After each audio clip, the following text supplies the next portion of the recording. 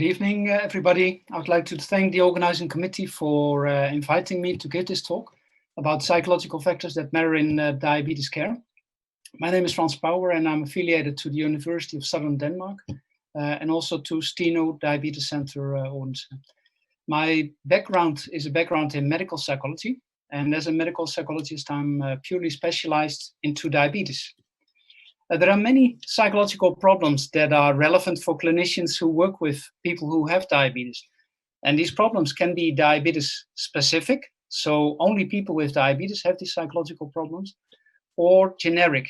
And some examples of diabetes specific psychological problems are, for example, not accepting diabetes, worrying about complications or having to cope with these long-term microvascular or macrovascular complications, problems with motivation to take care of diabetes or diabetes burnout. Fear of hypoglycemia is another psychological problem that is quite common, and we have received 1.7 million euro from the EU to look at the impact of hypoglycemia also on quality of life. So that is one of the studies that we are conducting in Denmark right now under the framework of the HypoResolve study. Hypoglycemia unawareness. Fear of self-injecting, of course, is a problem we should consider in clinical practice. It is not a very common problem. So many people who start injecting themselves are afraid of the needle, but the fear goes away often quite rapidly. But approximately 1% of the people with diabetes have a very high fear, also after months of using insulin injections, for example. Fear of self-testing is often associated with fear of self-injecting, and negative perceptions regarding insulin therapy are also a psychological phenomenon that we have studied, and that occurs in many people with type 2 diabetes who are not using insulin yet. There are also psychiatric problems that occur in anybody that can also make it more complex to take care of diabetes. These problems are, for example, depression, anxiety, sleep disorders, and eating disorders. So imagine that you have type 1 diabetes and you struggle with an eating disorder like anorexia, and you have the idea that you are overweight and that you should lose weight. Then there's an easy way to get rid of some kilograms just by skipping your insulin injections. But we know that young people who do that often have complications in their early 20s. So that's also a very important psychological or psychiatric problem to study. Sexual problems or problems at work or marital problems are also studied by psychologists with a link to diabetes. But today, I want to emphasize that these problems are not only common, they can be a very important barrier that also hampers good diabetes self-care and leads to suboptimal glycemic control and future complications. To illustrate that, I will focus on depression. That is the best studied psychological problem in diabetes. I'll share some data with you regarding the prevalence of depression. I'll share data on longitudinal studies with multiple assessments. Then I will share information with you regarding the impact of depression in people with type 2 diabetes. In which way does depression impact health outcomes in people with type 2 diabetes? Then the mechanisms will be discussed. And last but not least, I will end this talk with also what we can offer to people with diabetes who suffer from depression. So there are good solutions also on top of medication. So if we look at the symptoms of depression, we can see that we're not talking about a light disease. Depression is a severe psychiatric condition that has several symptoms, and the two symptoms that are on top of these slides are, of course, the key symptoms: depressed mood that is out of proportion to any cause, and the inability to enjoy life. Then another symptom involves changes in weight, and that can be losing weight or gaining weight. So gaining appetite and eating more, or not being able to eat. Sleep is impacted by depression, and also the way people move. So some people slow down, whereas others become so restless that they cannot sit still anymore. Many people with depression have excessive feelings of guilt, guilt in general, but it can also be guilt related to not being able to control achieve good glycemic control with your diabetes, for example. Suicidal thoughts are common in people with depression, problems concentrating, and finding it very difficult to come up with decisions. And last but not least, fatigue is also a very common problem in depression, and it's a symptom of depression. These symptoms should cause clinically significant distress and impair people's social, occupational, and other important areas of functioning. And it should not be attributable to substance abuse, for example, or to another medical condition. We know from lots of studies that depression can be considered as a very common complication of diabetes. And that can be either type 1 or type 2 diabetes. So if you look at this slide, you can see on the left side the result of studies that have used a diagnostic interview to diagnose depression. So that is the gold standard to assess whether people suffer from a psychiatric condition. On the left side, you can see that 5% of the people in the general population suffer from major depressive disorder, whereas 9% of the people with diabetes were diagnosed with depression. And on top, you can see that the odds are 1.9 higher than the controls. So that means almost 2 times higher. If you go to the right side of this slide, you can see that 26% of the people with diabetes had an elevated depression score. So that's also 2 times higher, approximately 2 times higher than the controls, where it was 14%. These studies did not rely on diagnostic interview, but on self-report measures of depression. So it is a common problem in people with diabetes. This means that if you translate it to your clinical practice, that if you treat 10 people with diabetes a day or in a week, that 2 of them have to cope with depression. One is suffering from a major depressive disorder, has a psychiatric disease, and one has a subthreshold depression. If we translate this to a global problem, then it means that there are more than 40 million people worldwide who have both diabetes and a comorbid depression, a major depressive disorder. So we're talking about a big, big problem, also from a global perspective. When I was a young postdoc researcher, I was really interested in the impact of complications on depression prevalence. So what I did is I compared the rates of depression in people with no chronic disease with those who had type 2 diabetes only. And what you can see in this slide is that 9% of those with no chronic disease had an elevated depression score compared to 8% of those who had type 2 diabetes. The odds were not increased if people had type 2 diabetes only, but the odds were increased if they had type 2 diabetes and complications of the disease. Then almost 20% of that group had an elevated depression score. So this means that it's not only having type 2 diabetes, but also having to cope with complications of the disease. This is a slide showing the design of the DAWN2 study, a very famous study that was conducted in more than 15,000 participants worldwide in 17 countries. And what was really interesting is that they did not only focus on people with diabetes, but also on family members and on healthcare professionals and people with type 2 and type 2 diabetes, type 1 and type 2 diabetes, sorry. In that study, they did not only look at well-being scores with the WHO-5 questionnaire, but also on levels of diabetes distress. And on average, 40% of the people with diabetes reported an elevated level of diabetes distress. There were considerable differences between countries. So in some countries, the rates were a bit lower, but it was an issue in every country. We also know from many studies that diabetes distress is quite common in people with depression. And we think that if people become depressed, if they have diabetes, they will also often suffer more from the diabetes. But if they get more stress from the diabetes, it is also more likely that they develop depression in a quicker way. So the relation between diabetes distress and depression is probably bidirectional. So I think that having type 2 diabetes will lead to microvascular and macrovascular complications, and the burden of having a chronic disease that you have to manage with oral medication or with insulin. And the distress that comes from having the disease can contribute to depression, on top of other life stresses that people can have, marital problems or work-related problems or financial problems.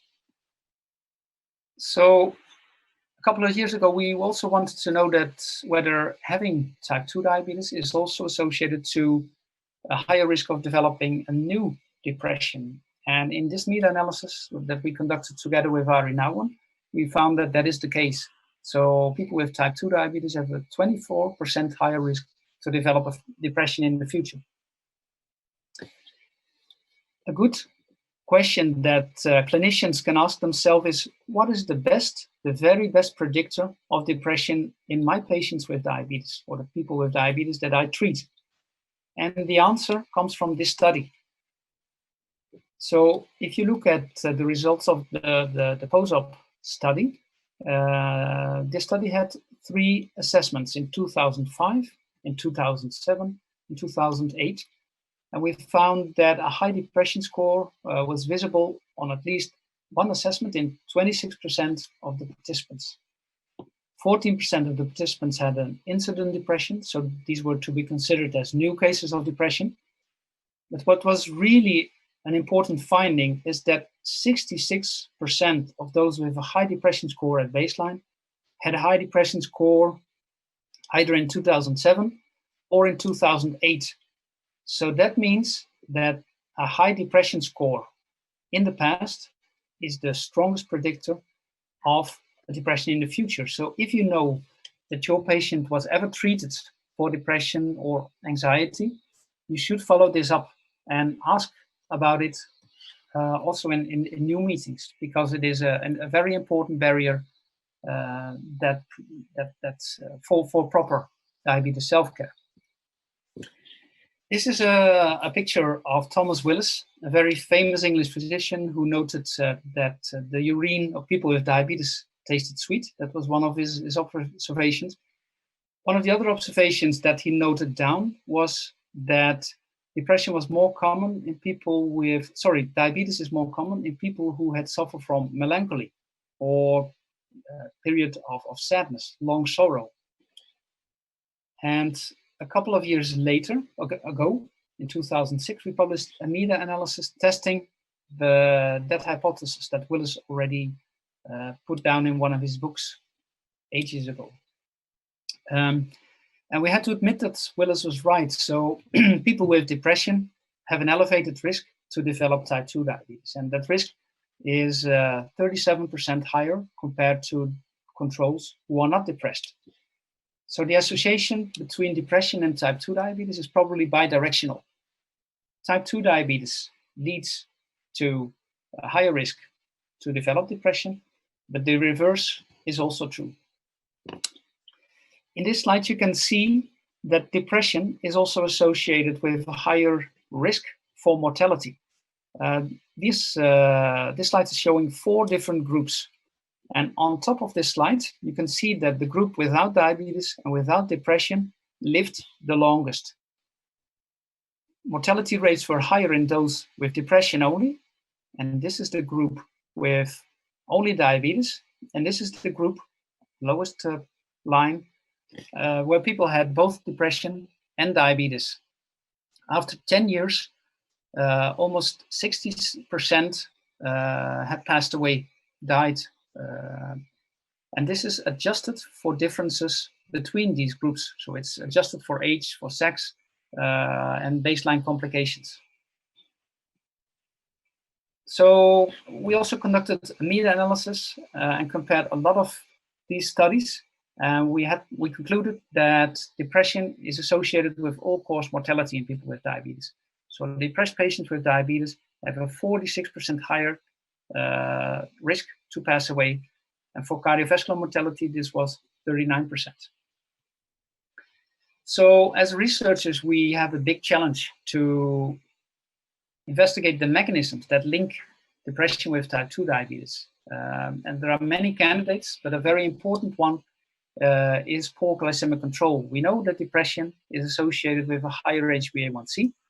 And that is, of course, a very important risk factor for future complications. We know that self-care of people with diabetes is less optimal. So we know that appointment keeping is less optimal in depressed patients with diabetes. The diet is less optimal. Medication taking is less optimal. They exercise less. And also the glucose monitoring is less optimal, as shown in this meta-analysis published by Gonzalez et al. In Diabetes Care a couple of years ago. Other potential mechanisms could be alcohol abuse, increased smoking, poor sleep quality, dysregulation of the stress axis, or higher BMI. Sorry. We know, for example, that visceral adiposity is more likely to develop if people are depressed. Certain inflammatory markers are elevated in people with depression. A higher level of oxidative stress could play a role. And we also believe that genetic factors could play such a role as common denominators of both type 2 diabetes and depression. Now, a little bit more information about the treatment of depression in people with diabetes. So Van der Veld, Cornelis et al. Published a meta-analysis of 14 randomized controlled trials that studied whether depression in people with diabetes can be treated. And the answer is yes. And they found the largest effect for psychotherapeutic interventions. And usually these interventions consist of cognitive behavioral therapy. And I'll tell a bit more later on about that. Depression can also be treated with medication, pharmacological treatments, and there the effects were moderate. And what was found is that sertraline also lowered HbA1c. Collaborative care can be used to treat depression in people with diabetes. And I'll tell a little bit more about collaborative care in the next slide. A very big clinical problem is that there is an underdetection of depression. And because of the underdetection, there's also an undertreatment, and that underdetection and undertreatment is approximately 50% to 60%. So those who go to the doctor with diabetes and major depressive disorder are not recognized as such as being depressed in 50 to 60% of the cases. Thompson et al. Thought, well, let's re-educate primary care physicians and learn more about what depression is and how it should be recognized and treated. They conducted a randomized controlled trial to see whether that worked, but the answer is no. That is not beneficial. Physicians know what depression is, they know how to treat it, but often in clinical care, time pressure is huge and it is often not discussed. That is often the case. That is my take of this study. We also studied recognition rates in the Netherlands by nurses who were very interested in psychology, actually. And we found that those who had a high depression score, only in 25% of the cases, the nurse noted down that there was any psychological problem. It could be a note like patient is stressed, or patient doesn't feel well, mentally well, or patient feels depressed. That was counted as a recognition. So only 25% in the Netherlands. In 1994, the St. Vincent Declaration recommended that the psychological well-being of people with diabetes should be monitored, like we monitor HbA1c. And we tested that in a randomized controlled trial. So the control group received standard diabetes care, and the intervention group received standard diabetes care and monitoring of their emotional well-being. So they completed a short questionnaire, and the score was discussed with the nurse in an open discussion. And we found that in the intervention group, approximately 20% of the patients were referred to a medical psychologist, and that could lead to many different conversations. In some conversations, it was a major depressive disorder was diagnosed. In other meetings with the medical psychologist, the patient explained that he or she had lost an important person and was mourning, but also that there was no need for psychological support, that there was a lot of support from family members and from friends, and that that person considered the stress and the depressed feelings as part of life. So in the end, we concluded that the emotional well-being was better in the intervention group after 12 months, and that they were also more satisfied with the care provided by the diabetes nurses. but we found no impact on HbA1c in this particular study. Then the famous study from the USA, which is named the Pathway Study. And stepped care in the Pathway Study, an important element is monitoring of emotional well-being, and then offers stepped care. First starts with a light intervention where people have to read or go to a website to learn more about depression and kind of self-treat it. And then step by step intensify the treatment if the symptoms are still there. That worked well in the Pathway Study, so that's published in the Archives of General Psychiatry. So the intervention group did better than the control group. But what is also very interesting is that the financial impact of a successful depression intervention was also quite big. So the net economic benefit of this depression intervention was almost $1,000 per patient, because people with successfully treated depression went back to work way earlier and consumed less healthcare. So this is a famous study conducted by Pat Lussman, and he studied whether we can treat depression in people with diabetes with cognitive behavioral therapy. And in cognitive behavioral therapy, people learn to think differently in a more rational way, in a more helpful way about themselves and about life or about diabetes. And more than 80% of those who were treated with CBT had a remission of depression compared to 30% of the control group. And even 6 months post-treatment, 70% was still not depressed anymore compared to still 30% of the control group. So this is an effective way of making people stronger, being able to cope with depression and get rid of depression symptoms, also in people with diabetes. We also tested a web-based CBT therapy program a couple of years ago together with Frank Snook, who developed this. And we found that this is possible. You can also treat depression with online therapy these days. So there's no need to go to a psychologist's office. People can also self-treat it at home behind their computer and do some homework and learn more about their symptoms, how to treat it. So we published that study in Diabetes Care. And we also found a decrease in diabetes-specific emotional distress in this study. But again, HbA1c stayed the same in this study. Another way of treating, so that's a third way on top of medication of treating stress and depression in people with diabetes, and that is mindfulness-based therapy. So in CBT, people learn to think in a more rational way and change their thoughts. In mindfulness therapy, people learn to just observe their thoughts and relax. Also to plan experiences in their life where they focus on really what they're doing. So go out for a walk and try to focus on the present moment and walk or eat a nice meal. So live a more mindful life, so to say. And that was also a successful way of reducing stress and improving quality of life and reducing depression in people with diabetes. That is shown by this randomized controlled trial.